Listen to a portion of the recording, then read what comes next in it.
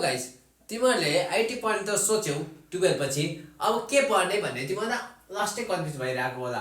BCA पढौ कि BIT पढौ कि BSc सिएसआईटी पढौ कि कम्प्युटर इन्जिनियरिङ, यसमा कन्फ्युज भइरहेको होला। म तिमीलाई क्लियर पार्छु यो भिडियो अन्तिमसम्म हेर, किनकि तिमीहरूले अन्तिमसम्म के फाइदा हुन्छ के बेफाइदा हुन्छ के हुन्छ भनेर पनि यसको सबै एन्सर म दिन्छु है त। कुन सब्जेक्ट पढ्दा तिमीलाई बेस्ट। अब यति याद गर कि तिमी म्यानेजमेन्ट फिल्डबाट हौ भनेपछि बीसीए एन्ड बीआईटी पढ्न सक्छौ, अनि अदर त आइटी भइहाल्यो है, आइटी पढ्न सक्छौ। यदि तिमीले साइन्स फ्याकल्टी हो भने बीएससी सिएसआईटी कम्प्युटर इन्जिनियरिङदेखि लिएर सबै पढ्न सक्छौ।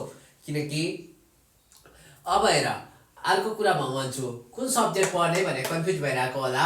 तिमीहरूले एउटा सजेसन दिन्छु, सबभन्दा पहिले कलेज कुनै पनि टाइट छ भने त्यो कलेजमा नपढ्नु।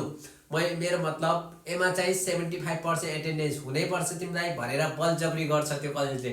तिमीलाई म प्र्याक्टिकलमा मार्क्स कम दिइदिन्छु भने साँच्चीकै मार्क्स कम दिइदिन्छ, भन्छ मात्रै होइन कि साँच्चीकै दिइदिन्छ त्यसले मार्क्स है। भन्ने मात्रै चाहिँ फरक पर्दैन, किनकि भन्ने त भनिहाल्छन्, तर साँच्चीकै त्यो कलेजले चाहिँ तिमीलाई मार्क्स कम दिइदिन्छ भनेपछि प्लिज त्यहाँ नपढ।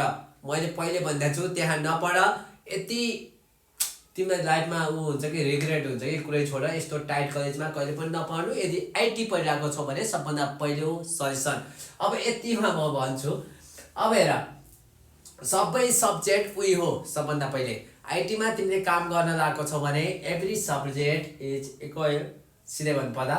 अनि अर्को भनेको सबै सब्जेक्टका मान्छेले एउटै फिल्डमा काम गर्ने हो। अब तिमीलाई प्रोग्रामिङमा इन्ट्रेस्ट छ भने तिमी वेब डेभलपर बन्न सक्छौ, मसिन लर्निङ पढ्न सक्छौ, डेटा साइन्स पढ्न सक्छौ, डेटा एनालिस्ट अथवा जे पनि पढ्न सक्छौ। यदि तिमीलाई इन्ट्रेस्ट छैन भनेपछि तिमी एससिओ पनि पढ्न सक्छौ होइन, अब एडिटिङ पनि गर्न सक्छौ, जे पनि गर्न सक्छौ। लास्टमा यिनी सबैले पढ्ने एउटै सब्जेक्ट हो गाइस, एउटै सब्जेक्ट हो। यिनी दुइटामा अलिकति बढी सब्जेक्ट हुने हो, त्यति हो। एमा एउटा फिजिक्स एक्स्ट्रा हुने हो, एमा कम्प्युटर इन्जिनियरिङमा एउटा 1 सेमिस्टरमा गएर तिमीले ड्रइङ पढ्छौ है, ड्रइङ पढ्छौ र फिजिक्स पनि पढ्छौ र केमिस्ट्री पनि पढ्ने गर्छौ एमा है।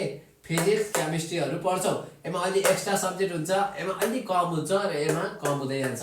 तर तिमीलाई मेनली फोकस गर्नु छ भोलि गएर भन्ने कुरा गर्छौ भने यिनी दुइटा is better than this one है, यिनी तिनवटा is better than this one. भोलि गएर यो चाहिँ इन्जिनियरिङ हो है, इन्जिनियर हो है भनेर तिम्रो नाममा या थप्न चाहन्छौ भने बेस इन्जिनियरिङ इज बेस्ट। यदि तिमीलाई भोलि गएर आइटीमा काम गर्न मन छ भनेपछि it is better and it is best then this one, सिधै भन्नुपर्दा है। मैले किन भनिरहेको छु भनेपछि कलेजमा धेरै टाइम वेस्ट गर्यो भने सिधै भन्नुपर्दा तिमी भोलि गएर राम्रो हुँदैनौ। किनकि फर्स्ट सेमिस्टरबाट नै तिमीले कलेजले दिएका चिजहरू गर्नुभन्दा एउटा स्किल सिक्न फार बेटर है। मेरो एक्सपिरियन्सले स्किल सिक्यो भने कलेजमा पढेर भ्याउँदासम्म, कलेजमा डिपेन्ड छौ भने कलेजमा पढेर भ्याउँदासम्म तिमीलाई केही पनि आउँदैन, जिरो, तिमी जिरो हुन्छौ। त्यसैले बाहिर स्किल सिक्नै पर्छ तिमीले यिनीहरू पढ्यो भने आइटी। त्यसको लागि तिमीले बिहानको कलेज चुज गर्नुपर्छ। सबभन्दा पहिले बिहानको कलेज चुज गर्नुपर्छ, बिहानको। अनि सबभन्दा मेन जुन कलेज टाइट छैन, कलेज स्ट्रिक्ट छैन भन्न खोजेको, अलिकति टाइट छैन, त्यो कलेजमा पढ्नुपर्छ आइटी पढिरहेको छौ भने। जुन सब्जेक्टमा तिमी पास हुन सक्छौ भक्काभक त्यो सब्जेक्ट पढ्नुपर्छ। किनकि भोलि गएर ब्याचलरमा गएर तिमी अड्किने सबभन्दा खत्तम हो है, अड्किनु भएन है। हेर, भोलि गएर तिमी विदेश जान चाहन्छौ कि नेपालमै गर्न चाहन्छौ, यो फरक कुरा हो। अनि अर्को भनेको मेनली यिनीहरू गऱ्यो भने के हुन्छ भनेपछि तिमीले टाइम पाउँछौ, तिमीले त्यो टाइममा इन्टर्न गर्न सक्छौ। इन्टर्न गर्नको लागि तिमीसँग केही पनि चाहिँदैन, सिधै भन्नुपर्दा एउटा कोर्स लिने है, कोर्स लिने सबभन्दा पहिले ब्याच है। अब तिमीहरू खाली छौ, एउटा कोर्स लिए पनि हुन्छ, जुनमा इन्ट्रेस्ट छ त्यसमा कोर्स ल्याऊ। कोर्स लिइसकेपछि त्यसमा तिमीलाई अलिअलि नलेज हुन्छ। त्यसपछि कम्पनीको 100वटा कम्पनीमा गएर के गर सिभी पठाऊ इन्टर्नको लागि है। किनकि यो ब्याचलर पढ्दासम्म तिमीलाई पैसाको अलि टेन्सन हुन्न अरू बेला भन्दा, ब्याचलर कटिसकेपछि भन्दा। किनकि ब्याचलर कटिसकेपछि तिमीमा एउटा रिस्पोन्सिबिलिटी आउँछ। भोलि बिहा गरिसकेका हुन्छन्, आफ्नो साथीहरूले केही गरिसकेका हुन्छन्, आफूले केही गरिसकेका हुन्न। त्यही भएर चाहिँ आफ्नो ढिलो नगर, लाइफ धेरै ढिलो भइसक्छ। अर्को भनेको तिमीले मन पराएको केटी अर्कोसँग पहिलो गइसक्छ मेनली यदि तिमीले भोलि गएर ब्याचलर जोइन गरेर ब्याचलर भ्याएर मैले केही गर्छु पैसा कमाउँछु घर हाल्छु भन्ने सोच्छौ भने त्यति बेलासम्म तिमीले मन पराएको केटी भागिसक्छ अर्कोसँग। सिरियसली कुरा गर्नु पर्दा सिरियसली है, तिमीले जति नै मन पराऊ त्यो केटी गइसक्छ। यदि तिमी यो टाइममा सेटल भयो भने, यो ब्याचलरसम्म सेटल भयो भने तिमी खतरा हुन्छौ पुरो। किनकि यो टाइममा तिमीलाई कसैले पनि जज गर्दैन। यो टाइममा जज गर्दैन। यो टाइममा तिमीलाई कसैले केही पनि भन्दैन। पैसाको पनि तिमीलाई टेन्सन हुन्न। यदि ब्याचलर कम्प्लिट गरेर म स्टार्ट गर्छु कुनै पनि काम भन्छौ भने तिमी नपढ भाइ केही पनि नै, सिधै भन्नुपर्दा। अनि अर्को कुरा भनेको इन्जिनियरिङ के गर्ने भन्ने कुरा आउँछ। इन्जिनियरिङको कुरा गर्नुपर्दा एमा टाइम लस्ट सबभन्दा बढी टाइम लस्ट है, सबभन्दा बढी टाइम। किनकि 75 एटेन्डेन्स कम्पलसरी भन्छ, तिमीलाई कलेज जानै पर्छ है। यिनीमा अलिकति नगए पनि अलिकति फरक पर्दैन है। कलेज अनुसार भनिरहेको छु, यो सबै कलेजले यो चाहिँ फुल गर्छ है। अर्को कुरा टाइम लस, यसमा धेरै सब्जेक्ट हुन्छन्, धेरै सब्जेक्ट, जुन कि फिजिक्स, केमिस्ट्री एन्ड पहिला त ड्रइङ पनि थियो, अब छ कि छैन आई डोन्ट नो, ड्रइङ पनि हुन्छ। यस्तो सब्जेक्ट पढेर के काम।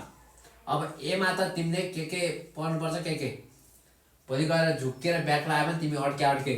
यिनीहरूमा एमा चाहिने सब्जेक्ट हुन्छ, यिन दुइटामा अलिकति चाहिने सब्जेक्ट हुन्छ। यसको कम्पेयरमा एमा अलिक कम हुन्छ, यसको कम्पेयरमा यसमा अलिक कम सब्जेक्टहरू हुन्छन् है। अब हेर, सबभन्दा टाइट कलेजमा नपढ, पढ्दा एउटा ट्रेनिङ ल्याऊ गर। अब हेर, म एउटा कुरा भन्छु, एमा अलि बढी सब्जेक्ट, धेरै सब्जेक्ट हुन्छ, तर एमा फाइदा के हो भन्ने कुरा गर्छु भने नामको याद लेख्न पाइन्छ है। अनि एमा अर्को फाइदा भनेको बाहिर जाँदा तिमी इन्जिनियरिङ हो है भनेर दिमागमा राखिरहेको हुन्छ सबैले। अलिकति यसको इज्जत छ भनौँ न अरूको कम्पेयरमा अहिलेसम्म। अब 2-3 वर्षमा त जसको स्किल हुन्छ त्यसकै बढी हुन्छ, इज्जत हुन्छ, किनकि त्यसले गरिरहेको हुन्छ नि त। अनि पैसा भन्ने कुरा गर्छौ भने जसको लाइफमा एक्सपिरियन्स हुन्छ, स्किल हुन्छ, स्किल भएर त एक्सपिरियन्स हुन्छ, स्किल भएर काम गर्छ। यो ब्याचलर भ्याउँदासम्म, ब्याचलर 4th इयर भ्याउँदासम्म तिमीले चाहिँ है मलाई सिनियर डेभलपर भइसक्छौ, किनकि you have 4 years of experience. तर एउटा कुरा म भन्छु, टाइम कम्प्युटर इन्जिनियरिङ नपढ यदि आइटी पढ्नु छ भने, किनकि नामको अगाडि यार लेखेर पैसा गोजिमै छैन भने के गर्छौ। नामको अगाडि तिमीले यार लेखेर तिमीसँग बेरोजगार है यो मान्छे भन्ने सोचेर के गर्छौ है। एमा कलेजमा गइरहनुपर्छ, बिहानदेखि साँझसम्म कलेज जानुपर्छ, यो टाइम लस्ट हो, टाइम लस पुरै भन्नुपर्दा। मेरो एक्सपिरियन्सले यिनीहरू गर्यो भने है, बिसिए बिआइटीहरू गर्यो भने सिधै भन्नुपर्दा तिमीसँग पैसा अलिक कम लाग्छ, पैसाको भार कम हुन्छ, तिमीसँग प्रेसर, लाइफमा अलिकति प्रेसर कम हुन्छ। तिमीले आफ्नो आइटी, यदि तिमी साँच्चीकै पढ्ने मान्छे हो भने तिमी साँच्चीकै इन्टर्न गर्छौ, त्यसपछि काम गर्न थाल्छौ आफ्नो एक्सपिरियन्समा। तर एमा गइसकेको मान्छे, इन्जिनियरिङ गरेको मान्छे बेरोजगार हुन्छ भन्ने तिमीले सोचेकै देखेको पनि होला, किनकि एमा धेरै टाइम खाइदिन्छ। ब्याचलर गर्दासम्म तिमीले अरू काम गर्न सक्दैनौ, एमा चाहिँ गर्न सक्छौ यो बिसिए बिआइटीहरूमा। तर एमा बिएससी सिएसआइटीमा कुरा गर्नुपर्दा अब कलेज हेरेर हुन्छ, कुनैको बिहान हुन्छ, कसैको साँझ हुन्छ। म्याक्सिमम तिमीले बिहानको कलेज चुज गर, ब्याचलर गर्ने मान्छेले बिहानको कलेज चुज गर्यो भने तिमीले दिउँसो चाहिँ आफ्नो इन्ट्रेस्टका कामहरू गर्न सक्छौ, आफूलाई केही बिल्ड गर्न सक्छौ, तिमीले पैसा कमाउन सक्छौ। पैसा कमाउनको लागि सजिलो सब्जेक्ट चुज गर्ने र आफूलाई इन्ट्रेस्ट आएको चिजहरू गर्ने। ब्याचलर गर्दासम्म तिमीले केही न केही गरिसकेको हुनुपर्छ। यदि तिमीले गरेनौ भने याद गर कि तिमी धेरै पछि छौ। 4 वर्षपछि दुनियाँ कहाँ पुगिसक्छ, तिमी जहाँको त्यही हुन्छौ। यदि तिमीले गाह्रो सब्जेक्ट चुज गर्यो भने, गाह्रो सब्जेक्ट त होइन यो खास, के हो भनेपछि यसले टाइम लस गरिदिन्छ। टाइम लस यति धेरै टाइम लस गरिदिन्छ कि कुनै छोड होइन, बिहानदेखि साँझसम्म यसले खाइदिन्छ, अरू कामै गर्न पाउँदैनौ। अब एमा त्यही भएर काम गर्न पाउँदैन 4 वर्षसम्म, लास्टमा अब रिस्पोन्सिबिलिटी आइसक्छ ब्याचलर पछि।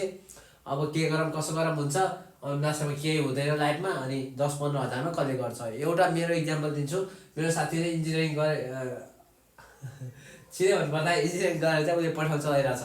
अब त्यो पठाउ चलाउनु नराम्रो भनेको होइन कि आफ्नो फिल्डमा काम गर्न पाएको छैन हुँदै, किनकि 4 वर्ष चाहिँ यत्तिकै पढेर टाइम लस भयो। पढेर मात्रै हुँदैन यो आइटी सेक्टरमा, त तिमीले स्किलै बनाउनु पर्छ भाइ। जोसँग स्किल छ त्यही हो करोडपति। अब आफै चुज गर के पढ्ने। एमा